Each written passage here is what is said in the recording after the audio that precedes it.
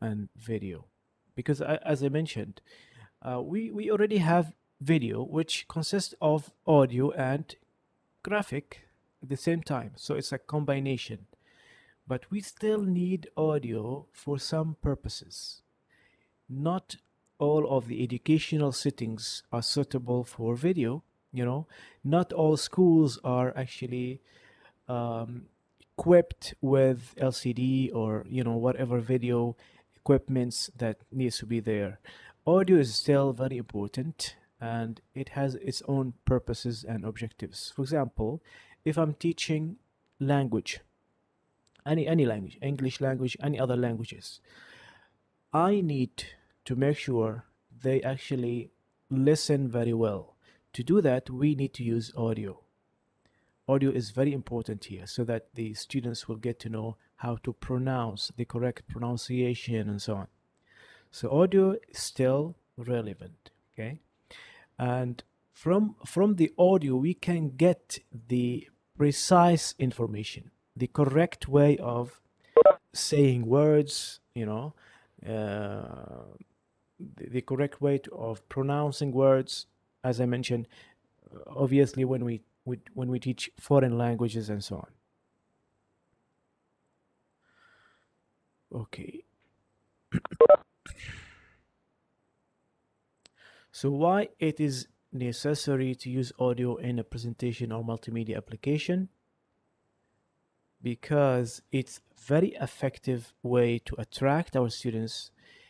Sometimes it get the students out of the boring, style of the classroom, and sometimes it will be actually as an encouragement for them to be more involved in the class, more focused during the class, and so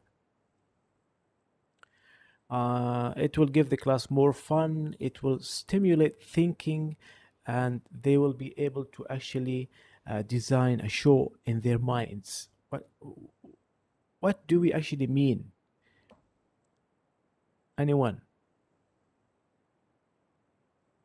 Okay, have any one of you has actually experienced that kind of educational settings where the teacher used to play a story, for example, an audio tape, and then you will listen to the story, okay?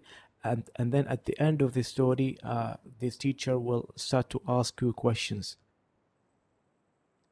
Any of you have, experienced this kind of educational? Yes, sir. Maybe in not maybe in our first year, our during Exactly. first year. Yes, Yes. exactly.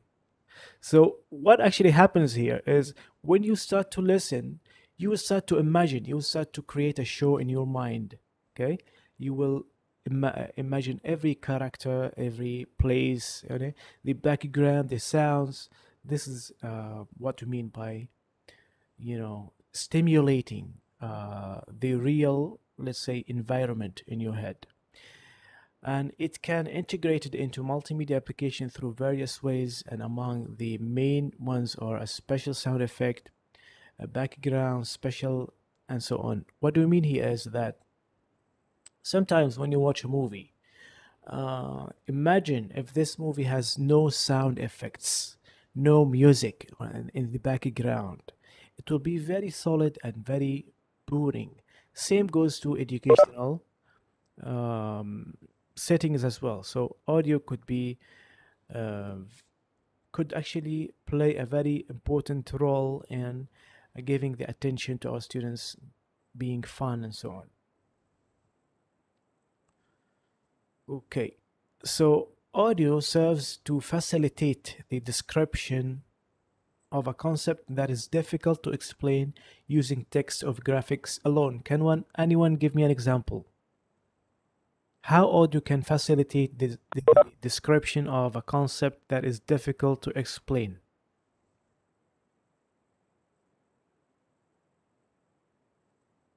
And this is actually one of the reasons that why do we need audio in education? Anyone give me an example?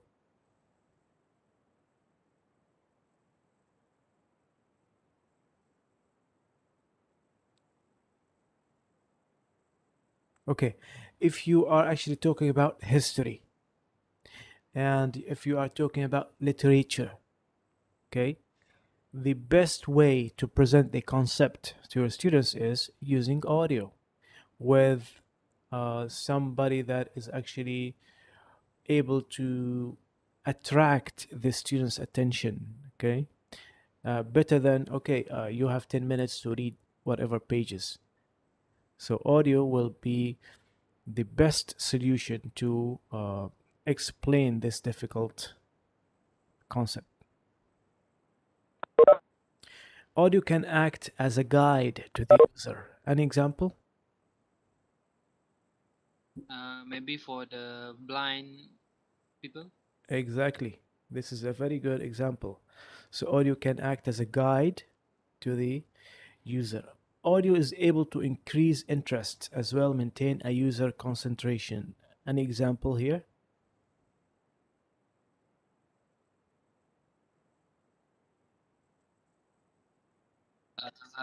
The maybe in our education is mock test in listening test. Exactly. Have anyone of you have set for the TOEFL test, which is actually a language, international language test?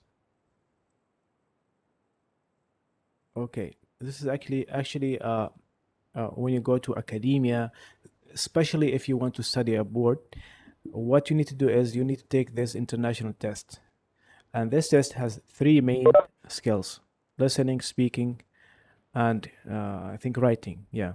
So what you need to do is you need to set for a whole, maybe 1 hour and a half listening test. You need to listen and then answer the questions. So audio is very very important, especially when we talk about languages, because uh, without listening you cannot actually learn any language. When we teach our kids, how to speak, we do not teach them words or we do not teach them how to write. We only speak to them. So whatever they listen, they try to repeat.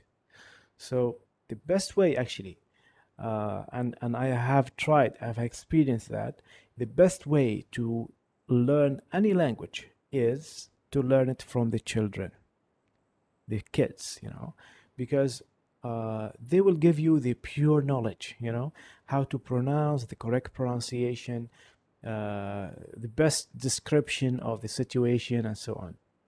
So listening is very, very important. Now, what are the factors? Audio, as video, as graphic, is one of the media that we use in education. But each one of them has its own factors. Factors means the advantages, disadvantages for using audio in education.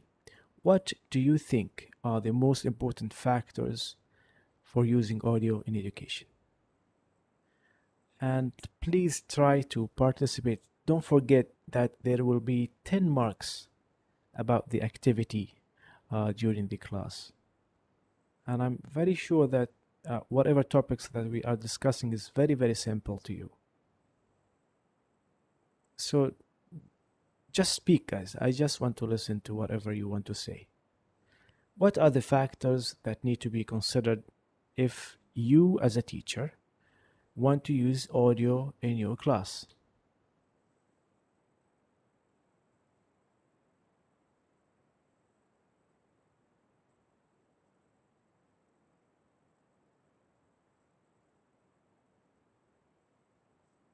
The first thing is the audio needs to be appropriate.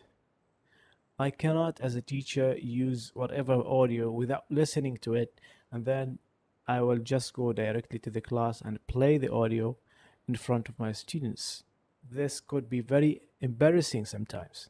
So, number one is to be appropriate, okay? And you actually need to use it just like video and graphics and whatever media that you use. You need to have a reason to use it, not only to pass time. Some teachers use multimedia in their education only to waste the students' time and to relax a little bit. So you need appropriate use, appropriate content, and then you need a reason to use this audio. And always remember, whatever media, not only audio, that you use in your class, the students need to know how to deal with it. Whatever media that you use does not uh, actually looks, let's say, mystery to the students, how to use this, how to use that, how to stop it, how to, okay, so this is one of the factors as well. Avoid using too many of the same audio effects in one application to avoid being the students bored all the time. How? I've seen students that wants to make their presentation more attractive, so they use sound effects when they go from slide to slide, and this sound effect was very, very annoying. So each time the students will move from one slide to another, I would say, okay, let's just cover my ears, I don't want to hear this. Same goes to the students as well. Okay, so make sure do not repeat very annoying audio clips or whatever. Okay, and this one goes to the other point as well, which is avoid using audio if it's found to interfere with the presentation to the user's attention. Uh, Same example, I was not actually focusing to whatever the students was presenting. I was focusing to how annoying this voice was, and I just want to get rid of it. Okay, this is the introduction about using video. What are the factors? And then let's talk about audio sampling. Are you guys following everything clear so far? Yes, sir. Okay. In this slides, we have three subtopics, which is analog audio versus digital audio sampling and digital audio quality. When we talk about analog versus digital, anyone have any idea about this?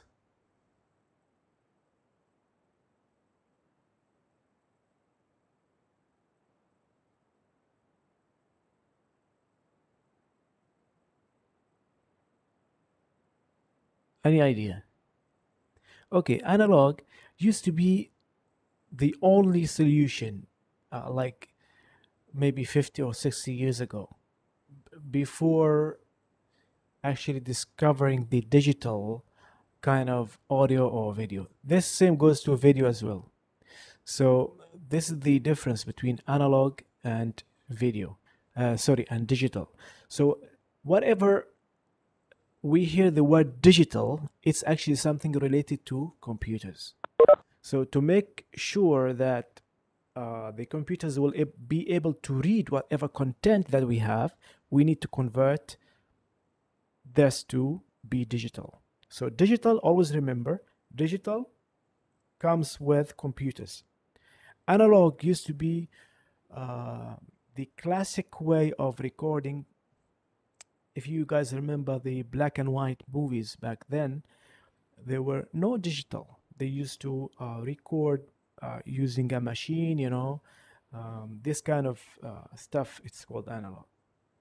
And if you want to play this analog format, you need to actually convert to digital so that the computer will be able to read it. And the main difference between these two is the quality. I'm pretty sure that all of you are familiar with whatever quality that we have nowadays. For example, the video quality, we have 4K. 4K is like, you are living at the same situation with them. You are not, you are no longer actually watching them using a TV or whatever. So this is what we mean by digital. Okay. So digital audio is created when you convert a sound wave into numbers. Always remember, whatever you see in the computers, whether it's audio, video, graphics, it's all numbers. Okay, so how the computers deal with it, it deals with number and convert it to whatever you see. Okay, what is the difference between old computers and you know very very recent laptops, for example, is the speed, right? So the speed here is actually the ability to convert whatever numbers they have faster so that you can see the result faster. All right.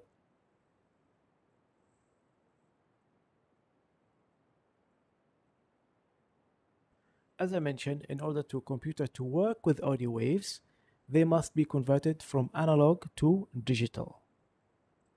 So if you have that question in the final and you need to actually choose the correct answer, always remember analog is not actually something readable for computers unless we convert it to digital.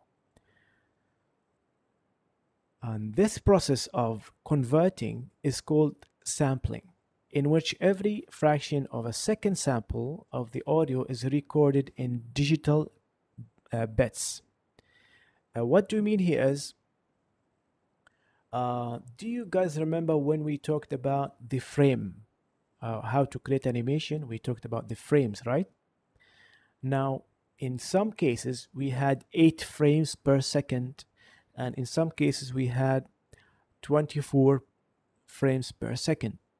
Anyone can tell me the difference? What is the difference between 8 and 24 frames per second?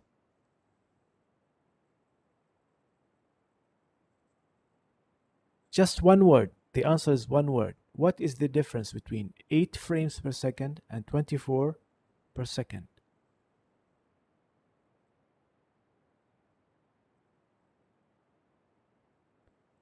Okay, Aslan. Yes, very close. It's the quality. The quality. Same goes to audio as well. How is that? I will show you the number of samples. In the animation, we used to say the number of framework. Uh, yeah, sorry. The frames. Now here the number of samples or the sample rate. And this is actually one of the factors that will determine the quality of the audio that we have. And this is one of the example that you could understand. The sample rate 2000 to 192 hertz per second. So the bigger the sample rate, the more information stored, the more quality. Okay. What do you mean by information stored?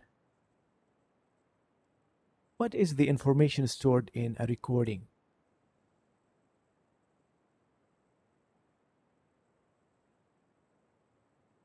Information stored is actually everything that you speak, the environment, the air condition, sound, the mouse sound. If you have a very, very good, expensive mic, it's going to be able to actually pick everything in your environment.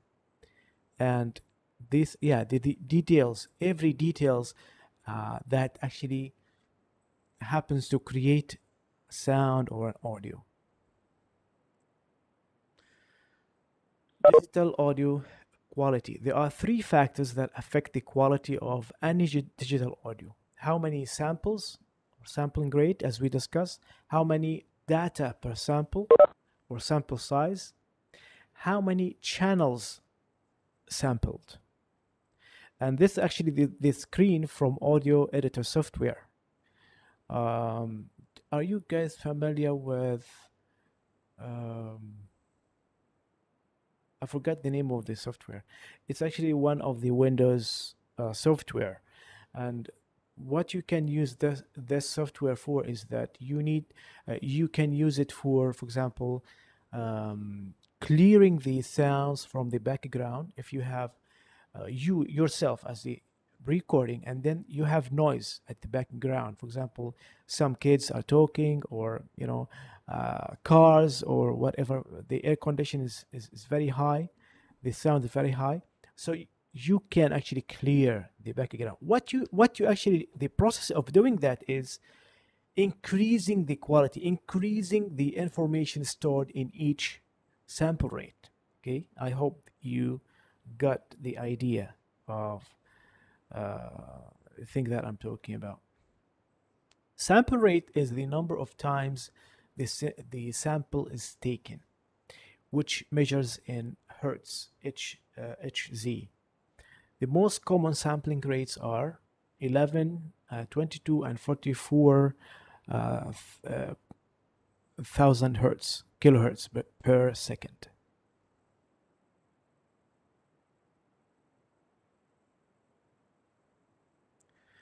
And now these are four different sampling rate.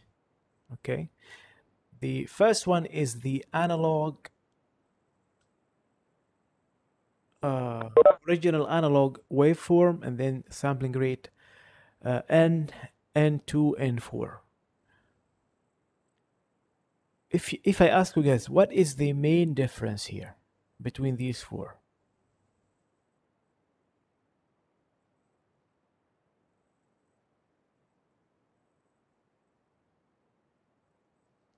Um, I think the dot Sorry, maybe I did not, from the dot. I did not hear you very well. Can you please repeat?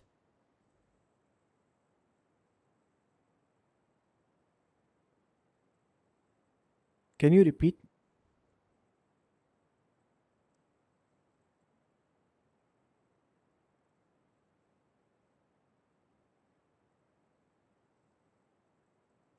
Hello, are you still listening to me?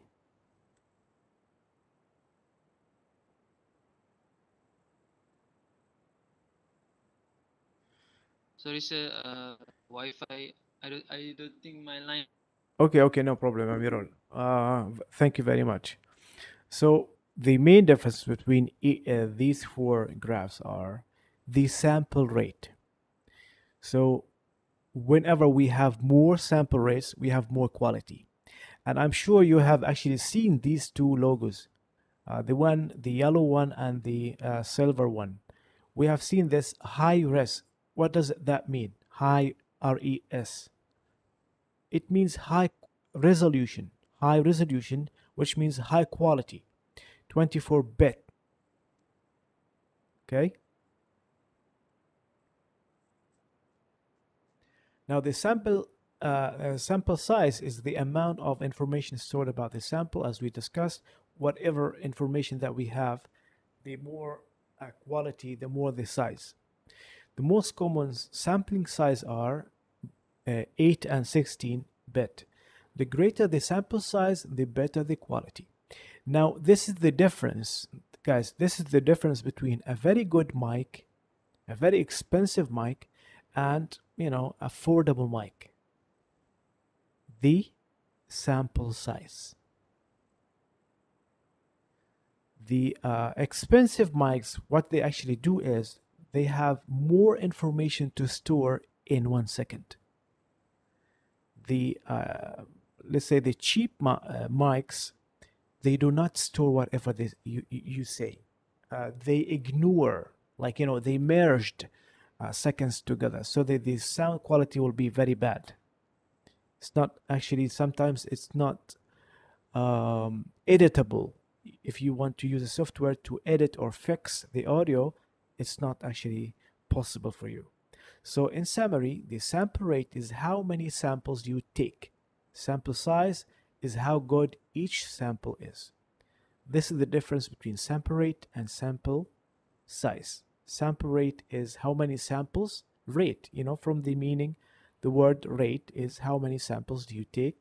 The sample size is how good each sample of these samples are. Now, the audio with a sample size of 8 bits can store up to 256 values to describe the audio digital. Now, I want you to imagine how much for the 16 bytes capable of storing, which is 65,000 plus. Now, if the audio with a sample size is 24 bits, is capable of storing 16.7 million values. This one will be the best quality, but it needs actually a professional, very advanced laptops and so on to be actually able to handle. That's why, for example, if you are looking for a song on the internet, and this song is from the 80s, 1980, okay, which means like 40 years ago, you will not be able to find a good quality of this. Whatever you have tried to search, the quality will not be that much, you know it will be limited. Now, if you actually looking for a song that recently have been published or whatever, the quality is going to be amazing. Why? Because they use this kind of technology to create more,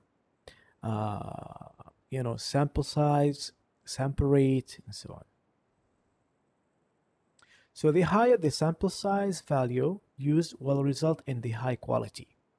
And this is because the higher sample size value, the more information. This is actually something we should be familiar with right now because we have repeated this information so many times.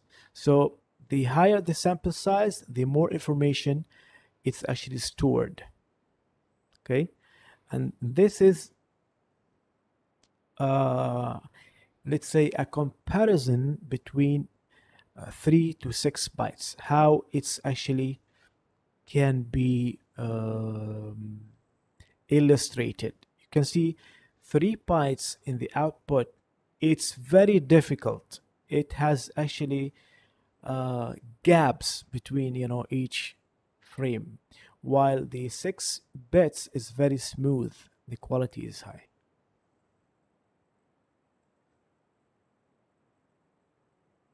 Now the last one is a channel. How many channels sampled? Number of channels, stereo.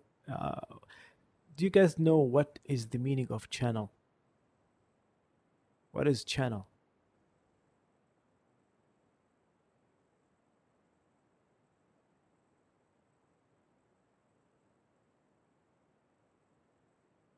I'm very sure you are familiar with it. Yes, it's actually related to the output, but how? All of you are using, you know, your smartphone headphones, right? So each one of the yeah, it has two channels, left and right. Some advanced speakers, they have the stereo, which and they have multiple tracks as well. So the more the channels, the more quality you will be able, the more that you will feel it's real. Sometimes um, you can hear to some speakers with something called stereo bass or something that bass or something like that. You can actually feel the music. You can feel the uh, realistic behind the music. So which one is actually better, the stereo or mono? Any idea?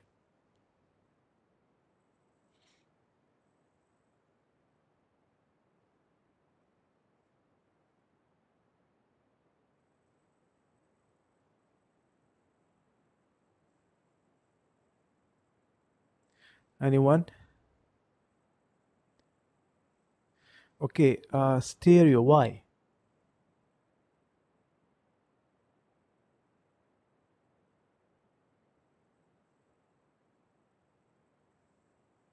Because it has two channels, so it has two um, mono, right? So in other words, for every second of stereotype audio, there are two types of samples used to store the information. I am I really wish that it's everything is clear to you guys. If you do have any question, please ask me. Now let's go to the last slides for today, which are the file size and format.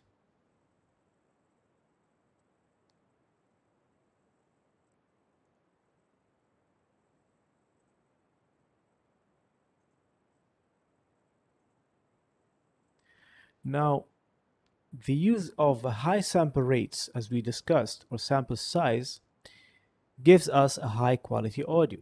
But in the real situation, especially in the development of the multimedia application, it's actually not easy, you know. It needs a lot of work to be able to do that. You need an advanced, for example, computer. You need advanced equipment to actually able to be able to produce this kind of voice. And that is because the higher the sample rate or the sample size, the file size will be bigger. Okay, so audio is actually something. When we talk about size, it's very light, you know, comparing to video, animation, and something like that. But if we actually use more, uh, let's say, sample rate and sample size, the quality will be high, but the size will be higher as well.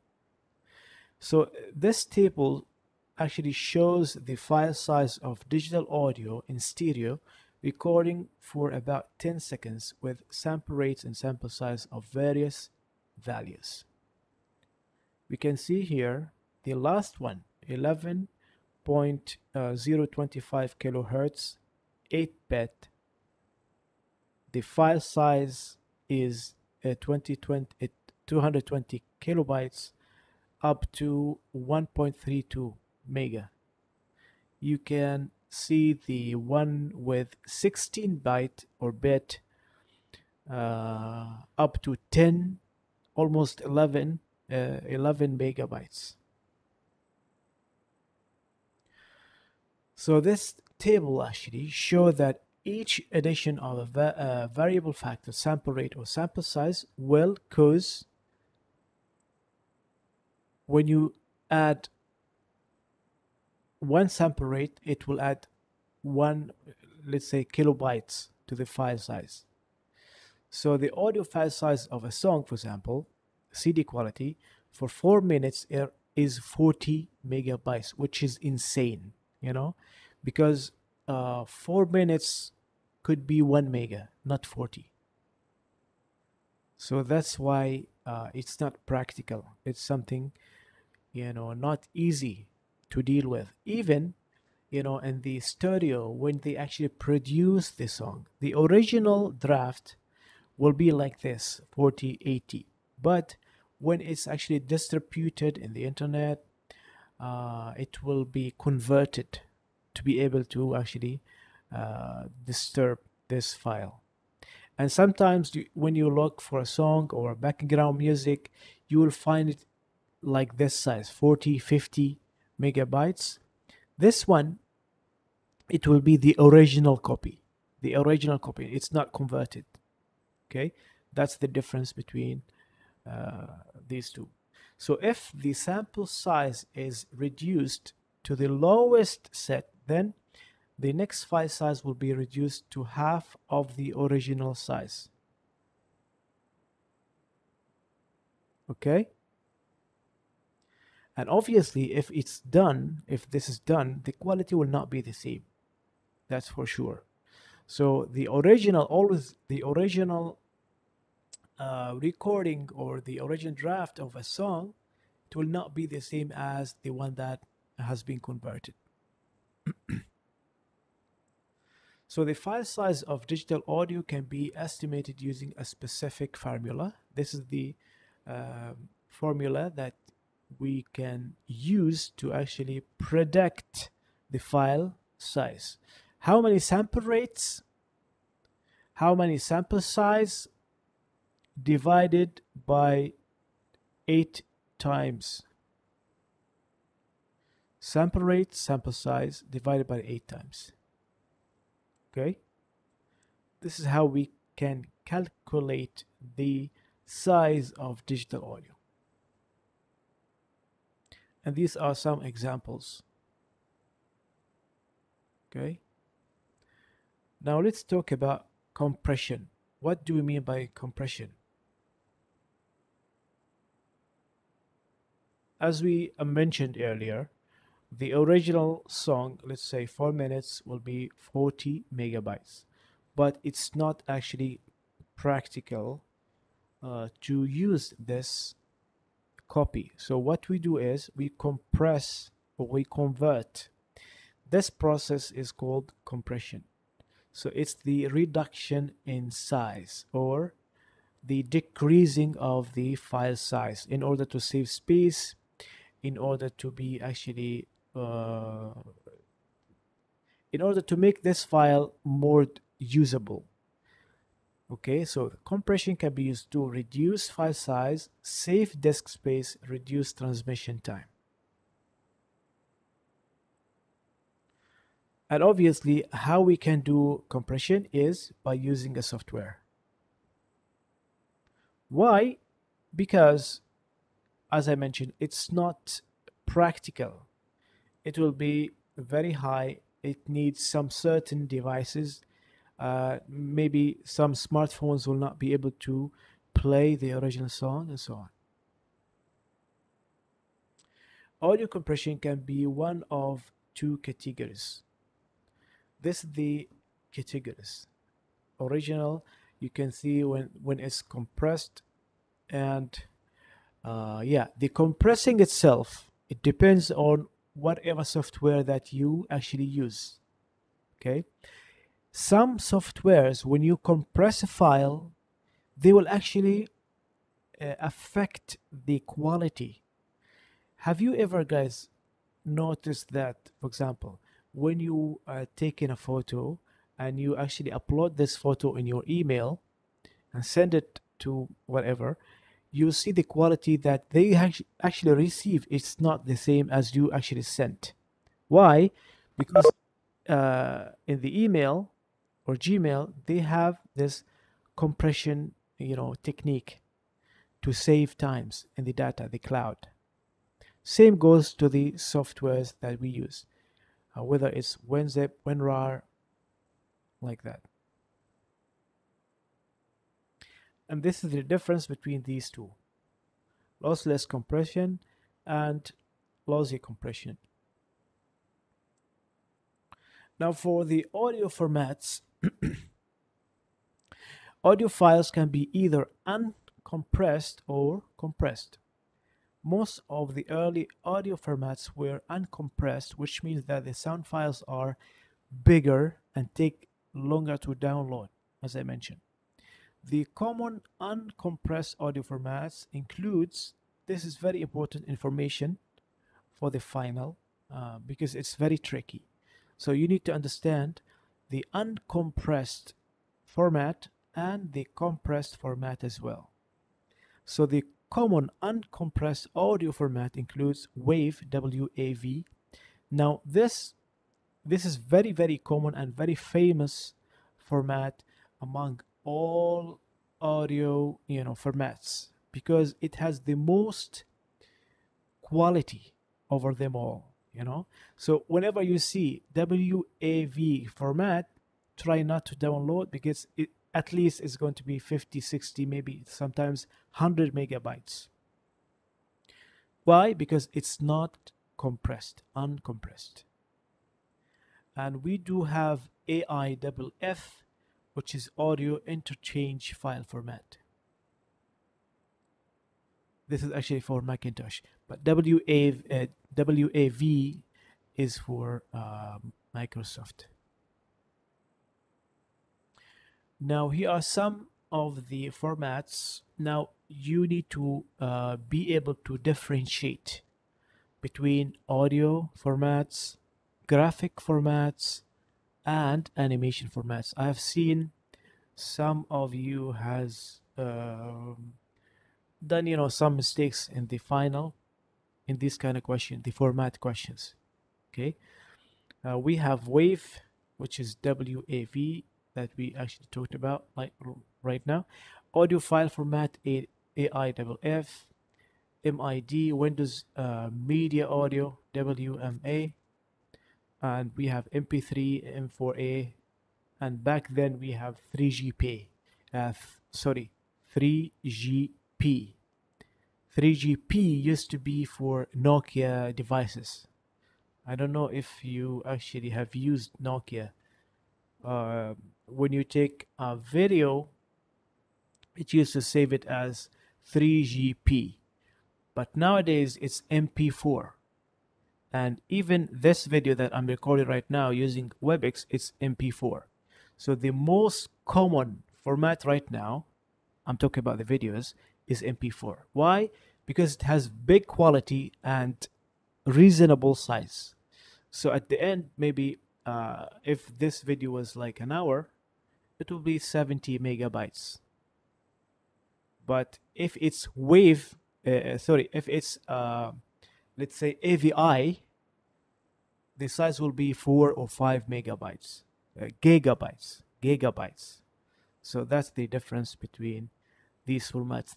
That's why getting to know the formats is important, because it has a lot of, you know, let's say properties, characteristics, and information that you need to know. So that's all for audio. I hope everything was clear, and let's open for questions.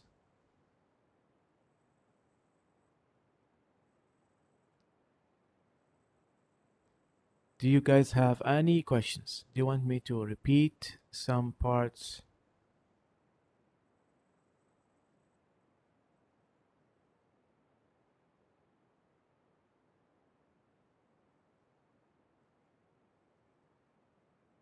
Guys, everything clear? Clear, sir, clear. Okay, good. Okay, so one more time, because I have seen some of the students recently joined. Next week we will have our last class